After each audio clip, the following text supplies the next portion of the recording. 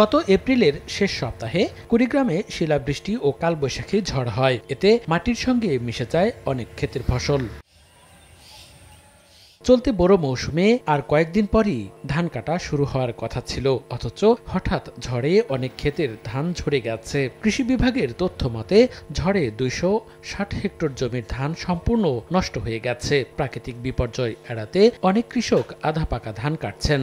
এ কারণে এবছর ধানে লোকসানের শঙ্কায় চাষিরা। প্রতিদিন মনে করে যে কামলা নিয়ে জমি ধান কাটতেছি আর বাড়িতে তুলে নিয়ে যাচ্ছি। ঝড় বৃষ্টিতে শিলা বৃষ্টিতে ক্ষতি হয়, এই জন্য তাড়াতাড়ি কাটতেছি ধান। যে ধানগুলো ডালুক আছে একটু যদি পাকাতে যাই, যদি শিলা বৃষ্টি হয় তাহলে তো আমার সবে শেষ হবে। এদিকে মাঠ পর্যায়ে কৃষকদের সার্বিক সহযোগিতার জন্য বাতিল করা হয়েছে কৃষি বিভাগের সব কর্মকর্তা কর্মচারীর ছুটি। কৃষকদেরকে আমাদের মাঠ পর্যায়ে কর্মকর্তা যারা আছেন তারা পরামর্শ দিয়ে যাচ্ছেন যে শতকরা 80 ভাগ ধান পেকে গেলে তারা যেন দ্রুত এটি কর্তন করে। কৃষি বিভাগের তথ্য মতে চলতি মৌসুমে কুড়িগ্রামে 1,17,362 হেক্টর জমিতে বোরো আবাদ হয়েছে।